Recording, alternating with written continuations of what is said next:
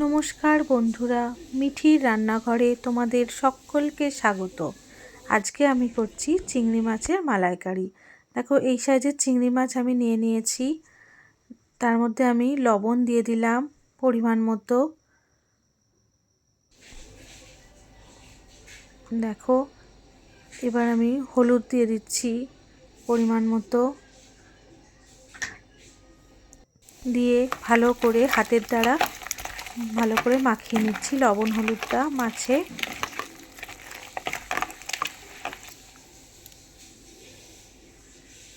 দেখো, খানিকক্ষণ মাখিয়ে রেখে দেবো। এবার আমি গ্যাসে কড়া বসিয়ে দিয়েছি। এবার আমি নারকেলগুলো কুড়িয়ে রেখেছিলাম, সেই নারকেলগুলোর থেকে দুধ বার করে নেব একটু জল দিয়ে। অল্প সামান্য পরিমাণে নারকেলগুলোর মধ্যে আমি অল্প পরিমাণে একটু জল দিয়ে নিলাম, ভালো করে ফুটিয়ে নেব।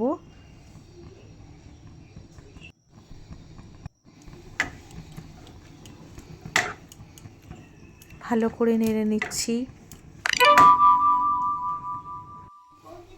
নিয়ে দেখো, ফোটানো হয়ে গেছে। এবার নারকেলগুলোর মধ্যে থেকে আমি দুধটা বার করে নেব, ভালো করে চিপে চিপে। আমি একটা ছাঁকনির দ্বারা এটা করছি। দেখো, এরকম আমার দুধটা বেরিয়ে গেছে। এটা আমরা চিংড়ি মাছের মধ্যে দেব। এবার আমি গ্যাসে আবার কড়া বসিয়ে দিয়েছি।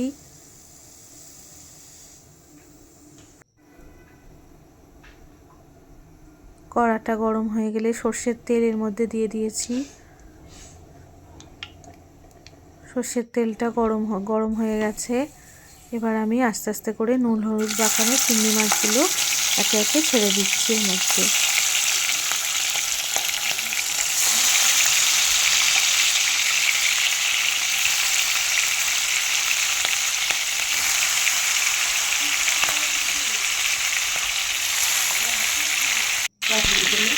নিয়ে এটি ভালো করে একটু ভেজে নেব।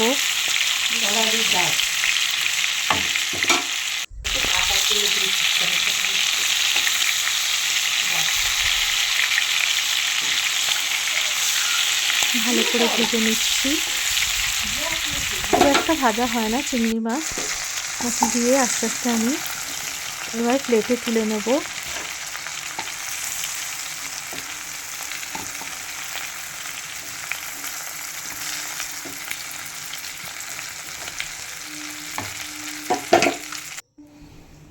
এবার ওগুলো তুলে নিয়ে আবার যেগুলো বাকি ছিল সেই চিংড়ি মাছগুলো এর মধ্যে আবার দিয়ে দিচ্ছি।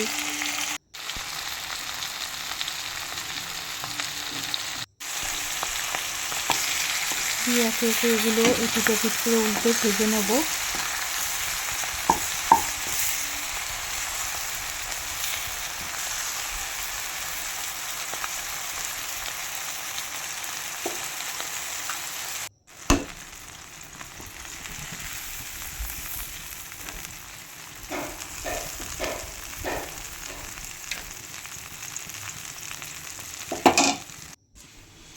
দিয়ে মাছগুলো তুলে নিয়েছি। এবার তেজপাতা, একটু গোটা গরম মশলা ফোড়ন দিয়ে দিলাম।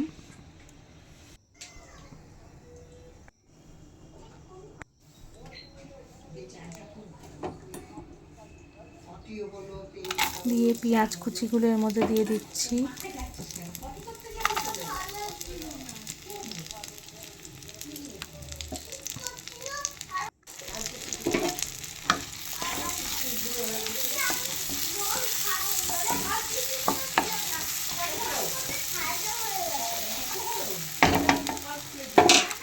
ভালো করে নেড়ে নেওয়ার পর পেঁয়াজ কুচিগুলো লাল লাল করে ভেজে নেওয়ার পর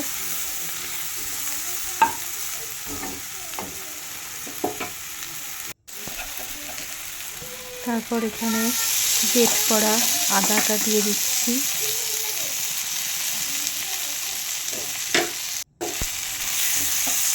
দিয়ে ভালো করে নেড়ে নিচ্ছি।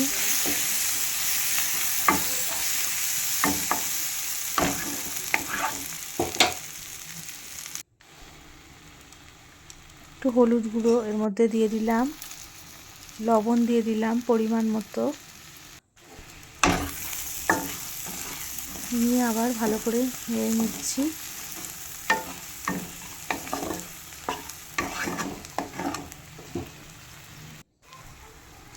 লঙ্কার গুঁড়ো দিয়ে দিলাম, দিয়ে আবারও ভালো করে নেড়ে নিচ্ছি।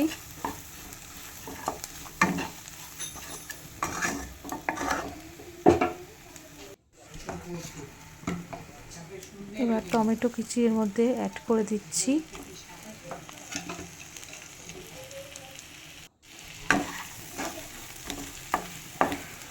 ভালো করে নেড়ে নিচ্ছি।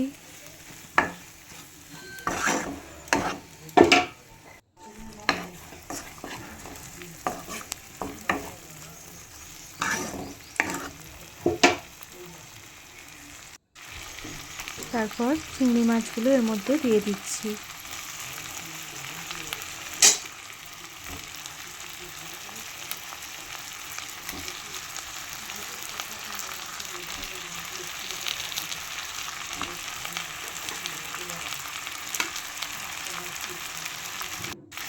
চিংড়ি মাছগুলো দিয়েও ভালো করে নেড়ে নিচ্ছি।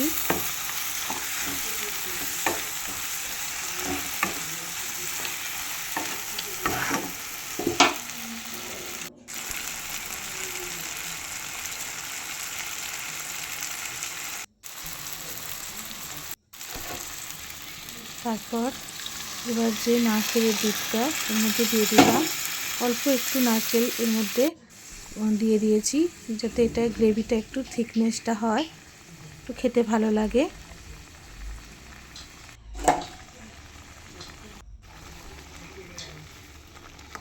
ভালো করে নেড়ে নিচ্ছি।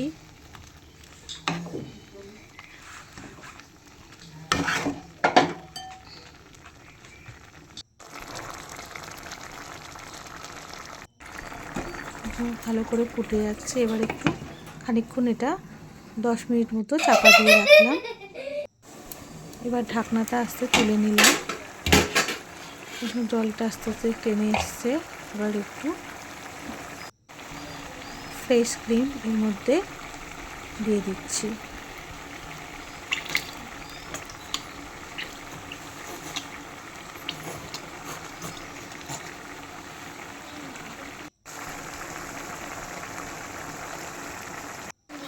দিয়ে ভালো করে নেড়ে নিলাম।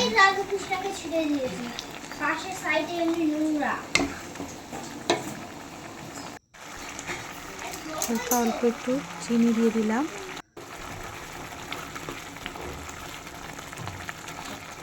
গ্রেভিটা একটু টেনে টেনে এসছে।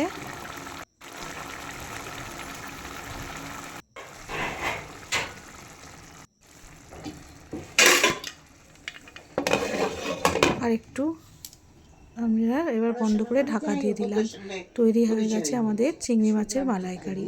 নিয়ে ভাতের সঙ্গে সার্ভ করে নিলাম। খুব দারুণ খেতে হয়েছিল এটা। আমি তো পুরো ভাতটাই এই চিংড়ি মাছ দিয়ে খাওয়া হয়ে গেছিলো। দারুণ টেস্ট হয় চিংড়ি মাছের মালাইকারি, তোমরা সবাই জানো। খুব দারুণ এটা। আমার এই রেসিপিটা তোমরা দেখো আর আমার চ্যানেলটা সাবস্ক্রাইব করে দিও। ধন্যবাদ সবাইকে রান্নাটা দেখার জন্য। আর বাড়িতে অবশ্যই রান্নাটা ট্রাই করে দেখো। টাটা সবাইকে, বাই।